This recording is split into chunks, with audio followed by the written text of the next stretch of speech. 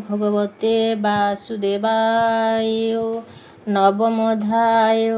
श्रुतवाच घोरवने रात्रकाले जान्ति मुनिजने अंतरिक्ष बाणी ताଙ୍କୁ ଶୁଭିଲା ଗଗନେ।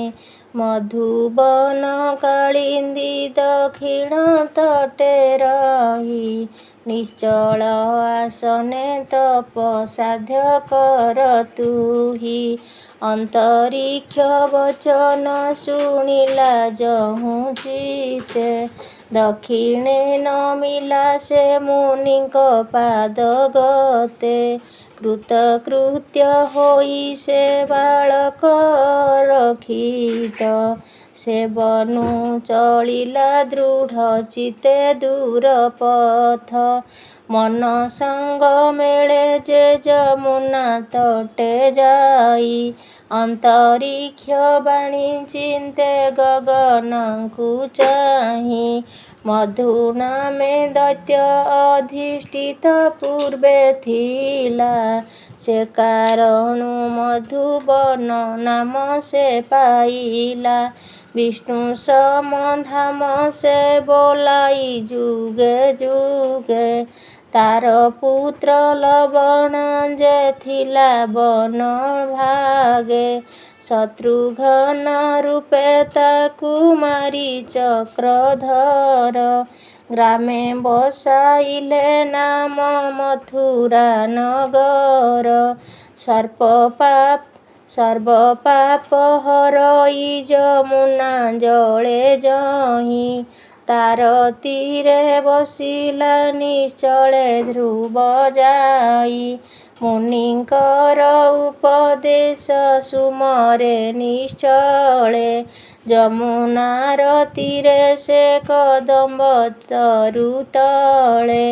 ନିଶ୍ଚଳେ ଆସନେ ବସି ପ୍ରତ୍ୟାହାର କଲା ହରି ଅନୁଗ୍ରହେ ମନ ନିଶ୍ଚଳେ ରହିଲା। ଅଶେଷ ଦେବ ଈଶ୍ୱର ବିଷ୍ଣୁ ତାରୁ ଦୟେ ପ୍ରକାଶ ହୋଇଲେ ପୂର୍ବ ଭାଗ୍ୟର ଉଦୟେ। ସର୍ବଭୂତ ଦେହେ ବସେ ଆକାଶର ପ୍ରାୟେ ସର୍ବଗତେ ସର୍ବଭାବେ ସର୍ବଜୀବମୟେ। ଦ୍ୱାଦଶ ଅକ୍ଷର ମନ୍ତ୍ର ହୃଦରେ ସୁମରି ବିଷ୍ଣୁର ଚରଣ ଚିତ୍ତେ ଅତି ଦୃଢ଼େ ଧରି। ମନେ ବିଚାରଇ ଏ ଆସନେ କାର୍ଯ୍ୟ ନାହିଁ ଊର୍ଦ୍ଧ୍ୱମୁଖେ ଊର୍ଦ୍ଧ୍ୱବାହୁ ତପସାଧି ବଇଁ। ଏମନ୍ତ ବିଚାରି ସେ ଆସନୁ ଉତୁରିଲା ଦକ୍ଷିଣ ଚରଣ ସେ ମେଦିନୀ ପୃଷ୍ଠେ ଦେଲା। ସମସ୍ତ ଧରିତ୍ରୀ କମ୍ପେ ଧ୍ରୁବ ପାଦ ଭରେ ବନଗିରି ଜଳଧି ସହିତେ ଯା ଶରୀରେ। ବାମ ପାଦ ଭରେ ଊର୍ଦ୍ଧ୍ୱେ ନମିଲା ଧରଣୀ ପୁଣି ଧ୍ରୁବ ଦ୍ୱିତୀୟ ଚରଣ ସ୍ଥାପେ ଆଣି। ବାମ ପାଦ ଅଙ୍ଗୁଠି ଅଗ୍ରରେ ଭାର ଦେଇ ବାମ ଜାନୁ ଉପରେ ଦକ୍ଷିଣ ପାଦ ଥୋଇ। ପାଦ ଅଙ୍ଗୁଠିରେ ଧ୍ରୁବ ନିଶ୍ଚଳେ ରହିଲା ଧ୍ରୁବର ଚରଣ ଭାରେ ଅବନୀ କମ୍ପିଲା। ପର୍ବତ ଆଦି ଯେ ବନ ଜଳଧି ସହିତେ କମ୍ପଇ ଧରଣୀ ରମ୍ଭା ବୃକ୍ଷ ଯେହ୍ନେ ବାତେ।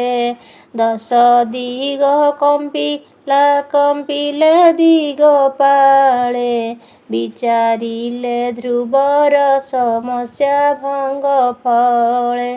ତେବେ ନିଜ ଅଧିକାରେ ରହିବା ସକଳେ ଯଦ୍ୟପି ଏହାର ତପ ରହିବ ନିଶ୍ଚଳେ। ଚତୁର୍ଦ୍ଦଶ ଲୋକ ଜଇ ଏହାରେ କମ୍ପିଲେ ଧ୍ରୁବ ତପ ଭଗ୍ନ ଜୀବ କି ଉପାୟ କଲେ। ମହାଘୋର ତପ କରେ ସୁନତିର ବାଳେ, ଦେବଙ୍କର ମାନସ କମ୍ପିଲା ଅନ୍ତରାଳେ। ଯମ ଆଦି ଦେବଗଣ ପରମ ଆକୁଳେ, ଇନ୍ଦ୍ରର ସଙ୍ଗତେ ବସି ଭାଳିଲେ ସକଳେ।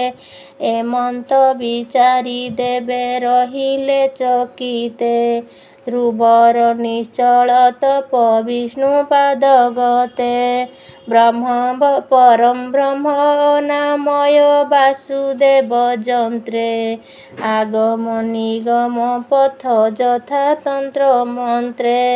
ବାସୁଦେବ ପ୍ରାୟ ସେ ଯେ ଜଗତ ଦେଖଇ, ଉନ୍ମୀଳ ଲୋଚନେ ଧ୍ରୁବ ପରାଭବ ସହି। ସର୍ବଘଟେ ସର୍ବଭାବେ ଦେଖେ ହରି ରୂପ, ସର୍ବଦିଗେ ଅନଳ ପବନ ସର୍ବଘଟ। ବନଗିରି କନ୍ଧରେ ଯେତେକ ପଶୁ ଯୂଥ, ବରୁଣ ଭୁବନେ ଜଳ ଜନ୍ତୁ ଯେ ସମସ୍ତ।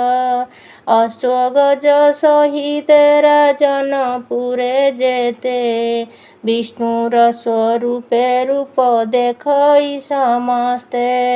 ପାତାଳେ ଅନନ୍ତ ରୂପ ଗଗନେ ଅନନ୍ତ, ଏକ ରୂପେ ରୂପ ଭେଦ କେ କରିବ ଅନ୍ତ। ଜୀବଙ୍କର ଦେହେ ନିତ୍ୟ ଯେ ଦେବ ବସଇ, ତାର ନିଜ ଦେହରେ ଦେବଙ୍କର ବସନ୍ତି। ବିଶ୍ୱବ୍ୟାପୀ ଧାତାରେ ଗୋଚର ଅର୍ଥେ ଯେହୁ, ଏଣୁ ବ୍ୟାପୀ ଅଛିଦ୍ର ମହିମା କେହୁ କହୁ। ଏହି ଅର୍ଥେ ମନ ଯାର ବିଷ୍ଣୁ ଉଚ୍ଚାରନ୍ତି, ସର୍ବଭୂତେ ରହିଛନ୍ତି କେହି ନ ଜାଣନ୍ତି। ସର୍ବଜନ୍ତୁ ହୃଦଗତେ ରବି ପ୍ରାୟ ଦିଶେ, ଇନ୍ଦ୍ରିୟଙ୍କ ଈଶ୍ୱର ଯେ ହୃଷିକେଶ ଘୋଷେ। ଯାହାର ଯେ ଭକ୍ତ ଜନ ପ୍ରଳୟେ ନ ମିଶେ, ଏଣୁ ଏ ଅଚ୍ୟୁତ ନାମ ସର୍ବଦେବେ ଘୋଷେ। ଚରାଚର ବିଶ୍ୱଭାବ ହୋଇ ସେ ବିନାଶେ, ଏଣୁ ବିଶ୍ୱଭାବ ନାମ ସର୍ବ ଉପଦେଶେ। ଧ୍ରୁବର ଲୋଚନ ବିଷ୍ଣୁ ପାଦେ ଲୀନ ଗଲା, କର୍ଣ୍ଣଯୁଗ ବିଷ୍ଣୁ ରସ ବଦେ ଆଶ୍ରେ କଲା।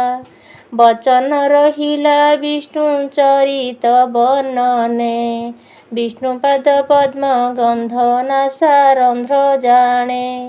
ହସ୍ତ ବେନି ସେ ଭାବେ ଯେ ହୋଇଲେ ଅର୍ପିତ, ପାଦ ବେନି ଗୋବିନ୍ଦ ଭୁବନେ ଉପଗତ। କର୍ମେନ୍ଦ୍ରିୟ ରମିଲା ପରମ ବ୍ରହ୍ମର ସେ, ଶୀତ ଘର୍ମ ନ ଲାଗିଲା ବିଷ୍ଣୁ ଉପଦେଶେ। ଶବ୍ଦ ସ୍ପର୍ଶ ରସ ରୂପ ଗନ୍ଧ ଆଦି ଯେତେ, ବିଷ୍ଣୁର ଚରଣେ ଲୀନ ହୋଇଲେ ସମସ୍ତେ।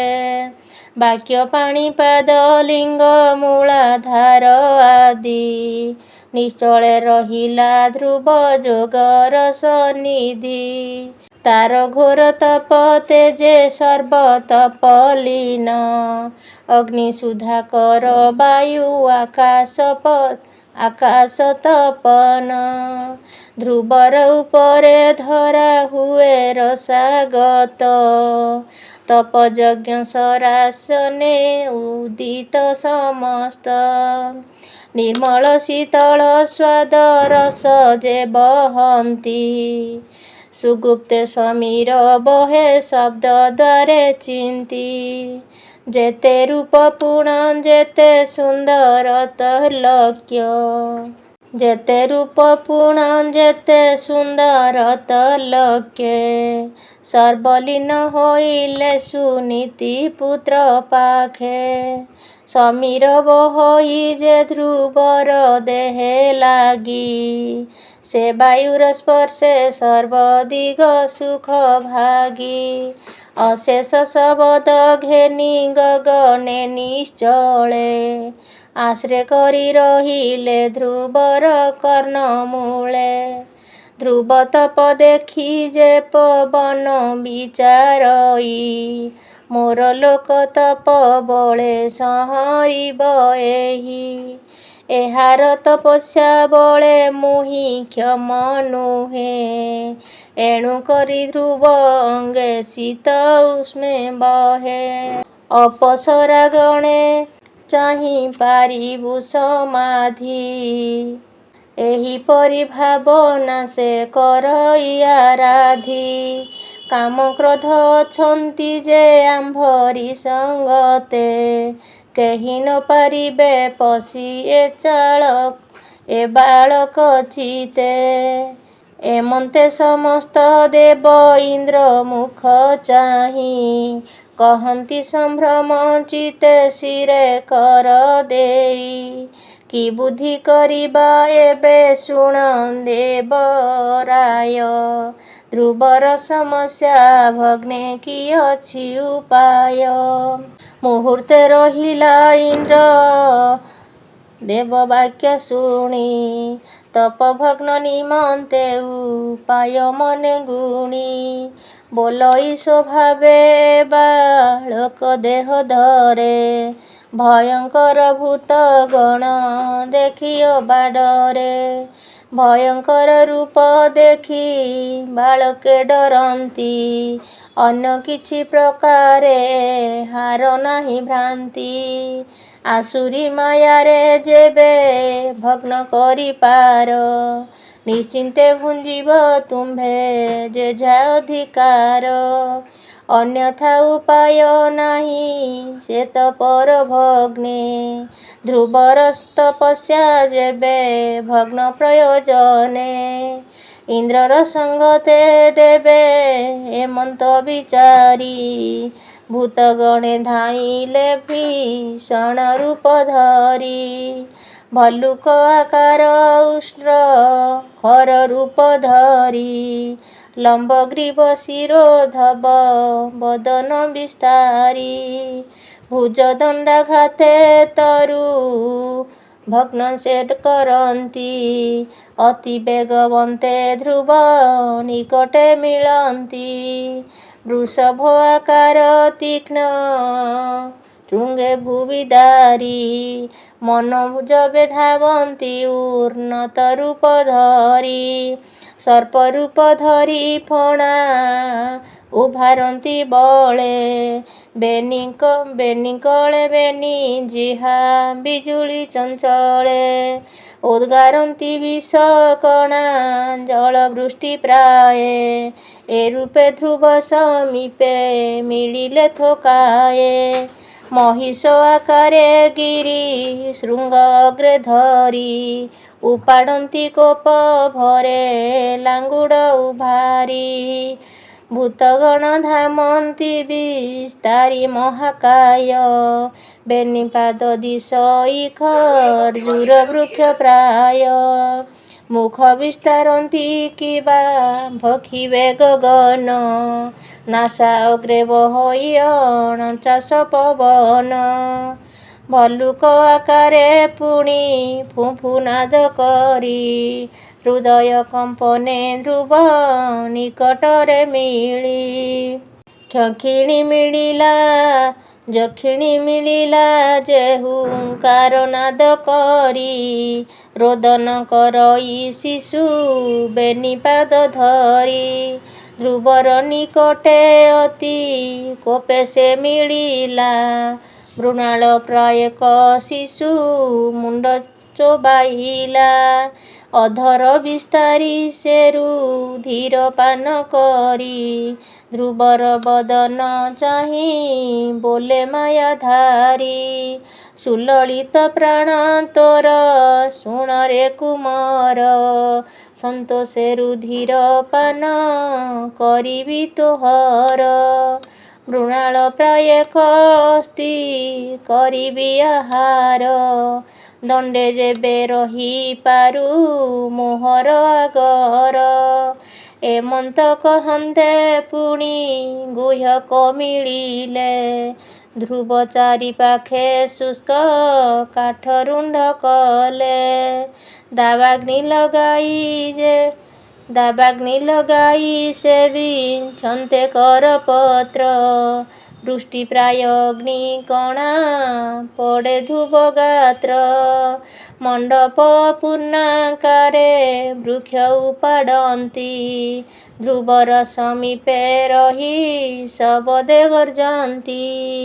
ଗଗନେ କ୍ଷେପନ୍ତି ତରୁ ଲତା କୋଟି କୋଟି ଅନ୍ୟାନ୍ୟ ତୃଣ ଘେନିଣ ଧାମନ୍ତି ତରାଟି। ଶତ ଶତ ଶୃଗାଳ ଶବଦ ଶୁଭେ ଶୂନେ ଧ୍ରୁବ ପାଶେ ମିଳନ୍ତି ସେ କୁପିତ ବଦନେ। ପୁଣି ଏକ ରାକ୍ଷସୀ ସୁନୀତି ରୂପ ଧରି ଧ୍ରୁବର ସମୀପେ ବସେ ମାତୃମାୟା କରି। ହାହା ପୁତ୍ର ବୋଲିବେନି କର ହୃଦେ ତାଡ଼ି କେଶବାସ ଅସମ୍ଭାଳ ପୁଣ ପୁଣ ପଡ଼ି। ବହୁ ମାୟା ବିନିର୍ମିତ ଚାଟୁ ବାକ୍ୟ କହେ ଜନନୀ ବାଳକ ମଦେ କେହୁ ବା ତା ସହେ। ଅତ୍ୟନ୍ତ କାରୁଣ୍ୟ ପୁତ୍ର ସ୍ନେହ ସେ ରୋଦନ ପୁଣି ସ୍ଥିର କରି ଚାହେଁ ଧ୍ରୁବର ବଦନ। ତୁହି ଏକ ପୁତ୍ର ମୋର ସଙ୍ଗେ କେହି ନାହିଁ କେବଳ ତୋହର ଧ୍ୟାନେ ପ୍ରାଣ ମୁଁ ରଖଇ। ତୁହି ମୋ ରକ୍ଷକ ତୋର ତହୁଁ ଆନ ନାହିଁ ତୋର ବନ ଗମନେ ଅଜ୍ଞାନ ମୋର ଦେହି। ତୋର ବିନୁ ମରଣ ନିକଟେ ମୋର ମିଳେ କାଳ ସର୍ପ ପ୍ରାୟେ ମୋତେ ନିର୍ତ୍ୱେ ଜାଳେ।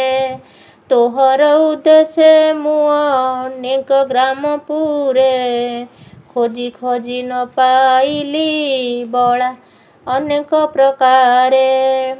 ବନଗିରି ପାଟଣା ଅନେକ ପୁରେ ଖୋଜି ପ୍ରାଣ ରକ୍ଷା କରଇ ଉଦକ ପତ୍ର ଭୁଞ୍ଜି।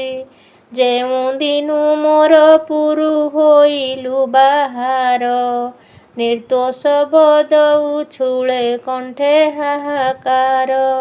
ଯେତେ ଦିନ ତୋହର ବିହୁନେ ଥିଲି ମୋହି ସପତ୍ନୀର ବାଣୀ ମୋହି ସହି ନ ପାରଇ। ଦାବାଗ୍ନି ବନକୁ ଯେହ୍ନେ ଦହେ ଗ୍ରୀଷ୍ମ କାଳେ ସପତ୍ନୀ ବଚନାନଳ ଦହେ ଅତି ବଳେ। ନିଦ୍ରା ଉଜାଗର ମୋହି ନ ଜାଣଇ କିଛି ଶୟନ ଭୋଜନ ମାନ ନ କରଇ କିଛି। ତପର ଯୋଗିନୀ ଯୋଗ ପ୍ରାୟ କରି ଧ୍ୟାନ ସ୍ୱପ୍ନରେ ହିଁ ନ ଦେଖଇ ତୋହର ବଦନ। ତୋହର ବଦନ ମୁହିଁ ପ୍ରତିକ୍ଷଣେ ଦେଖି ତୋର ମୁଖ ଧ୍ୟାନେ ମୋର ସ୍ରବେ ବେନି ଆଖି। ଅନେକ ପ୍ରକାରେ ମାତୃବଚନ ହିଁ ଶୁଣି ସମାଧି ସଂଯୋଗେ ଧ୍ରୁବ ମନେ ମନେ ଗୁଣି। ବିଚାରଇ ଜନନୀ ଏ ନୁହଁଇ ମୋହର ସର୍ବଥା ଜାଣଇ ଏ ଉଷୁରୀ ମାୟା ମୋର। ଏମନ୍ତ ବିଚାରି ମନେ ନିଶ୍ଚଳେ ରହିଲା ରଖ ହେ ଗୋବିନ୍ଦ ବୋଲି ଶରଣ ପଶିଲା। ଏମନ୍ତ ଅସୁରୀ ମାୟା ଇନ୍ଦ୍ରର ବଚନେ ଯେତେ ମାୟା ପ୍ରକାଶିଲେ ଧ୍ରୁବ ସନ୍ନିଧାନେ। ଧ୍ରୁବ ତପ ଭଙ୍ଗେ କେହି ସମର୍ଥ ନୋହିଲେ। ବିଷ୍ଣୁ ଚକ୍ର ତେଜ ଧ୍ରୁବ ନିକଟେ ମିଳିଲେ। ଧ୍ରୁବ ତପ ଭଙ୍ଗେ କେହି ସମର୍ଥ ନୋହିଲେ। ବିଷ୍ଣୁ ଚକ୍ର ତେଜ ଧ୍ରୁବ ନିକଟେ ଦେଖିଲେ। ସକଳେ ଭାଜିଲେ ତେଜ ଦେଖି ଧ୍ରୁବ ଦେହେ। ନିଶି ଅନ୍ଧକାର ଯେହ୍ନେ ତପନ ଉଦୟେ। ସର୍ବଭୂତ ବଳ ଧ୍ରୁବ ଚରଣେ ନମିଲେ। ବ୍ୟର୍ଥ ମନୋରଥେ ନିଜ ମନ୍ଦିରେ ମିଳିଲେ। ଇନ୍ଦ୍ର ଆଦି ଦିଗପାଳେ ଭୂତ ବଳ ଭଗ୍ନେ। ପୁଣି ବିଚାରଇ ବସି ବିଘ୍ନ ଅନୁମାନେ। ବିଚରି ନ ପାରି ଦୁଃଖ ମନେ ଦେବଗଣ। ଶରଣ ପଶିଲେ ଯାଇ ବ୍ରହ୍ମାଙ୍କ ଚରଣ। ପିତାମହ ଚରଣେ ନମିଲେ ଦେବଗଣ। ଦେଖି ବ୍ରହ୍ମା ପଚାରିଲେ ଆଗମ କାରଣ। ଧାତାର ବଚନ ଶୁଣି ଶିରେ କର ଯୋଡ଼ି। ଦେବଗଣ କହନ୍ତେ ଚରଣ ତଳ ପଡ଼ି। ଉତ୍ତାନ ପାଦର ପୁତ୍ର ଧ୍ରୁବ ତପ ତେଜେ। ଧରଣୀ କମ୍ପିଲା ଗିରି ସମୁଦ୍ର ସಮೇତେ। ଆମ୍ଭେ ରହି ନ ପାରିଲୁ ଗଗନ ମଣ୍ଡଳେ। ତାର ତପେ କମ୍ପିଲେ ସକଳ ଦିଗପାଳେ। ତୈଲକ୍ୟ ସକଳେ କେହି ନ ପାରିଲୁ ରହି।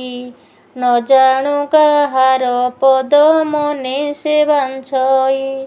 ଏମନ୍ତ ବଚନ ସେ ଦେବଙ୍କ ମୁଖୁ ଶୁଣି। ଊର୍ଦ୍ଧ୍ୱ ମୁଖେ କ୍ଷଣକେ କହିଲେ କୁଶ ପାଣି। ଧ୍ରୁବ ତପ ଦେଖି କିମ୍ବା ଭାଳ ଦେବଗଣ। ହରଷେ କହନ୍ତି ଧ୍ରୁବ ତପର କାରଣ। ବ୍ରହ୍ମବାଚ କହନ୍ତି ତନୁରାନନ ଶୁଣ ଦେବଗଣେ। ଯେ ନିମନ୍ତେ ଧ୍ରୁବ ତପ କରେ ଘୋର ବନେ। ଘୋର ତପ ବଳେ ତାକୁ ବିଷ୍ଣୁ ବର ଦେବେ। ତୈଲକ୍ୟ ଉପରେ ଧ୍ରୁବ ପୁରେ ବସାଇବେ। ତୁମ୍ଭ ଅଧିକାର ପ୍ରୟୋଜନ ନାହିଁ ତାର।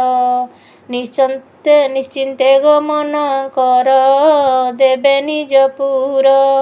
ବିଷ୍ଣୁ ଭକ୍ତି ପ୍ରାଣୀ ବିଷ୍ଣୁ ପ୍ରାୟ ଦେଖେ ସର୍ବ। କେବେହେଁ ତପର ବଳେ ନ କରେ ସେ ଗର୍ବ। କେବେହେଁ ପରକୁ ପୀଡ଼ା ନ କରଇ ଚିତ୍ତେ। ନିରନ୍ତରେ ରହେ ସର୍ବ ଜନଙ୍କର ହିତେ। ବିଷ୍ଣୁଙ୍କ ଆଦେଶେ ଧ୍ରୁବ ଆସନେ ବସିବ। ତୁମ୍ଭ ଦିଗପାଳ ପଦ ନିଶ୍ଚଳେ ସ୍ଥାପିବ। ଏମନ୍ତେ ବ୍ରହ୍ମାର ବାକ୍ୟ ଶୁଣି ସାବଧାନେ। ନିଜ ପୁରେ ଦେବତାଏ ଗଲେ ତୋଷ ମନେ। ଶୁକ କହେ ଶୁଣ ପରୀକ୍ଷିତ ନୃପମଣି। ଧ୍ରୁବ ତପେ ତାରେ ଦୟା କଲେ ଚକ୍ରପାଣି। ଗରୁଡ଼ ଆସନେ ବସି ଚତୁର୍ଭୁଜ ରୂପେ। କାଳିନ୍ଦୀ ତଟେ ମିଳିଲେ ଧ୍ରୁବର ସମୀପେ। ଅମୃତ ବରଷେ କିବା ମଧୁବନ ବନେ। ଧ୍ରୁବକୁ ଅନାଇ ହରି ପ୍ରସନ୍ନ ବଦନେ। ତପ ତେଜ ଶାନ୍ତି କର ଅମୃତ ବଚନେ। ତପ ଶାନ୍ତି କଲା ଧ୍ରୁବ ବିଷ୍ଣୁ ଦର୍ଶନେ। ଶ୍ରୀ ଭଗବାନ ବାଚ ବର ମାଗ ପ୍ରସନ୍ନ ହୋଇଲି ମୁହିଁ ତୋତେ। ତପୀ ଗଣେ ଶ୍ରେଷ୍ଠ ତୁ ହୋଇଲୁ ସର୍ବମତେ। ବାଳକ ବୟସ ତୋର ଅତି ସୁକୁମାର। କାହିଁ ଘୋର ତପବନେ ସାଧନେ କଠୋର। ଏମନ୍ତ ବଚନ ବିଷ୍ଣୁ ତହୁଁ ଶୁଣି ଧ୍ରୁବ। କଠୋର ସମାଧି ଛାଡ଼ି ବହେ ମୃଦୁ ଭାବ। ଅମୃତ ସମାନେ ନୀଳମଣି ଅମୃତ ସମାନେ ବିଷ୍ଣୁ ବଚନ ଶୁଣିଲା, ଉର୍ମିଳ ଲୋଚନେ ଊର୍ଦ୍ଧ୍ୱ ମୁଖେ ଅନାଇଲା। ଇନ୍ଦ୍ର ନୀଳମଣି ପ୍ରାୟ ଗଗନେ ପ୍ରକାଶେ, ନୀଳୋତ୍ପଳ ସମୂହ କି ଦିଶେ ଦଶ ଦିଶେ। ଗଗନ ମଣ୍ଡଳେ ସରୋବର ପ୍ରାୟ ହୋଇ, ଲକ୍ଷ୍ମୀ ଦେବୀ କଟାକ୍ଷେ କି ଜଗତ ମୋହଇ। ପୁତ୍ର ଦୁଃଖ ଦେଖି ଯେହ୍ନେ ପିତା ଦୟା କରେ, ଧ୍ରୁବକୁ ଧଇଲେ କୋଳେ ତୋଳିବେନି କରେ। ଧୂଳିରେ ଧୂସର ତନୁ ଝାଡ଼ି ସ୍ନେହ ଭରେ, ବାମ ଭୁଜେ ଆଲିଙ୍ଗନ ପୁଲକ ଶରୀରେ। କୃଷ୍ଣଙ୍କର ଲାଗି ଧ୍ରୁବ ତପ ଦୁଃଖ ଗଲା, କୋଟିଏ ବ୍ରହ୍ମାର ବୁଦ୍ଧି ହୃଦେ ପ୍ରକାଶିଲା। ସେ ହରି ଚରଣ ଯୁଗ ହୃଦେ କରି ଧ୍ୟାନ, ବିପ୍ର ଜଗନ୍ନାଥ କହେ ଶୁଣ ହେ ସୁଜନ। ଇତି ଶ୍ରୀମଦ୍ଭାଗବତେ ମହାପୁରାଣେ ପାରମହଂସ ସଂହିତାୟ 82 ଚତୁର୍ଥ ସ୍କନ୍ଧେ ଧ୍ରୁବ ବିଷ୍ଣୁ ପ୍ରସନ୍ନେ ନାମ ନବମୋऽଧ୍ୟାୟ। ଓಂ ନମୋ ଭଗବତେ ବାସୁଦେବାୟ।